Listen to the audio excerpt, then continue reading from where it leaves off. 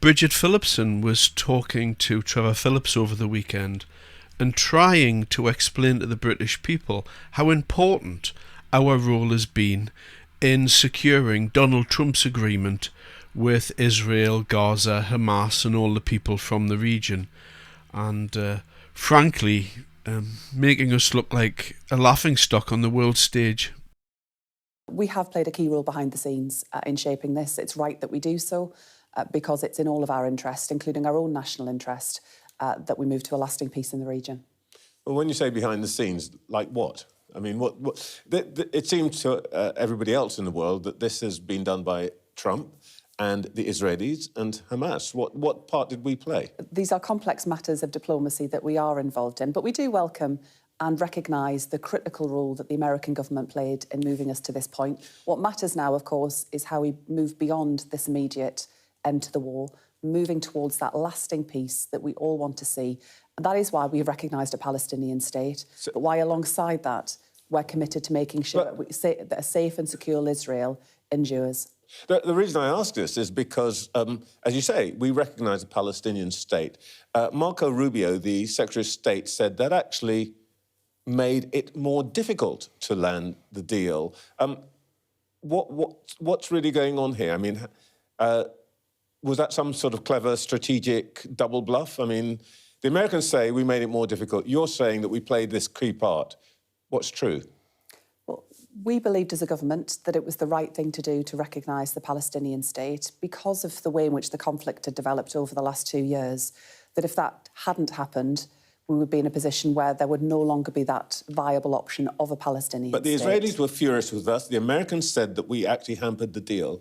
What was the positive role that we played? It was the right thing to do, and we will always act as a government in that manner. I do obviously understand that not everyone agrees with that decision, but given the scale of the conflict and what needed to happen, we felt it was the right thing to do to recognise that Palestinian state. But I should also just emphasise that the reason this conflict, of course, this phase of the conflict has began, was following the appalling events, the appalling atrocities of the 7th of October. And as we, over the course of the next 24 hours, what we all want to see are as many hostages as possible released home to their families and those brought home. And you caught those words there. We welcome the critical role. We welcome it. We welcome Donald Trump playing the role he did over there. But behind the scenes, we've been working tirelessly with Mr. Jonathan Powell, the man who crushed the China spy scandal so they could have a super embassy and we could have a couple of billion in trade while we get on bended knees before Beijing. Those same people that are totally rubbish at doing their jobs. And this here I find to be particularly embarrassing. And just in line with that, here was the ambassador, America's ambassador to Israel, Mike Huckabee's tweet that he put out. And when you stand back and actually look at this, it's incredible, really. I mean, you've got a senior ambassador from America calling a frontbencher in Britain delusional. This is how we're being viewed on the world stage with these muppets here. She can thank Donald Trump just to set the record straight. Everybody thought this was hilarious on social media yesterday.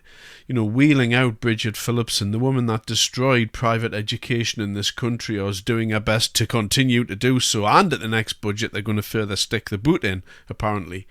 But, to have America's ambassador to come out and say that, I thought was pretty incredible. And then, of course, you had Marco Rubio, the foreign secretary, the American foreign secretary, telling the world that, not only is Starmer, Mark Carney, Macron made things more difficult, but they've actually prolonged things as well. And so what had happened was Macron come out at the end of August, and then of course Starmer was a bit rattled that Macron had kind of tried to grab the limelight, because Starmer and Macron are both vying for who's going to be the big boy in Europe, as if that matters to anybody. And then, on the same day, we had Mark Carney from Canada, we had the Australian PM, and we had Starmer come out, all of them saying the same thing, recognising the state, all of them isolating Israel, and all of them prolonging the war. And here is Marco Rubio just explaining, that it actually put back negotiations, so our interventions made it worse. Have you noticed that the talks with Hamas fell apart on the day Macron made the unilateral decision that he's going to recognize a Palestinian state? And then you have other people come forward, other countries say, well, if there's not a ceasefire by September, we're going to recognize a Palestinian state. Well, if I'm Hamas, I basically conclude, let's not do a ceasefire, because we can be rewarded and we can claim it as a victory. So those messages, while largely symbolic in their minds, actually have made it harder to get peace and harder to achieve a deal with Hamas. They feel emboldened. So it doesn't take, the cleverest person in the world to realise that, in essence, what Macron, Starmer and Carney done on that day when they were coming out playing the big boys on the world stage, they prolonged the war. That's what they done. And they made it more difficult for the American negotiators in the Middle East to conclude this peace deal. And then, to add insult to injury, on the day that Starmer is getting off the plane, when he's kind of attaching himself to this peace summit that's going to be happening today, pretending that he's part of these world leaders, the special envoy, Steve Witkoff, who's also part of the negotiating team which went into the Middle East, had to release this post on X, because obviously America's not going to embarrass us too much, or we've asked America to just kind of lend us a helping hand here so we don't look too stupid. And you've got Pippa Crerar, however you would say her name, who's a long-time Labour shill. You would normally find her on Politics Live and hovering around the BBC political scene, but she's actually a Guardian political columnist, so she's about as bought into the system as you would imagine. And of course she came out immediately. Oh look, Steve Witkoff said that we did actually play a vital role. And so, this follows Bridget Phillipson being delusional yesterday, and of course I'm going to make Mike Huckabee look really stupid for saying what he did there. You see the chain of events here.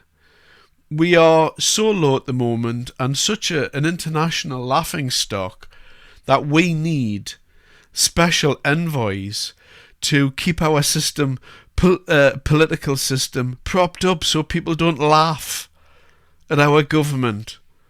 America's already coming out and saying that they have reservations about sharing intelligence with our country, because we're not a serious country in America with this Labour Party in power, particularly with this China thing going on. America's already come out and said that they're reconsidering our intelligence relationship due to Chinese influences.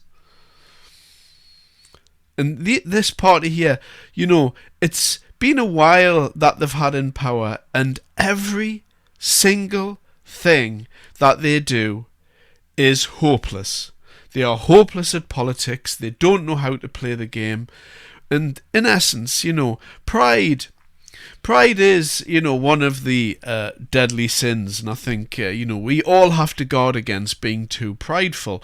However, a certain level of pride, a certain way that you would, feel about yourself, your family, your community, your region, the country. Pride is important on that level, and we've got to feel proud of the country that we're living in. And this government making us an international laughingstock. And I thought that Bridget Phillipson interview, when I was watching it, it's one of those interviews where you kind of cringe and it's hard to keep watching. And how the woman can just lie with a straight face like that. I mean, well, of course, she's a politician, so we all know how she does it, but, when you just look at all of this in a row, you start to see that, this government, they're not a serious government. And that's all you can conclude from it. They're hopeless at politics. Thanks very much for your time.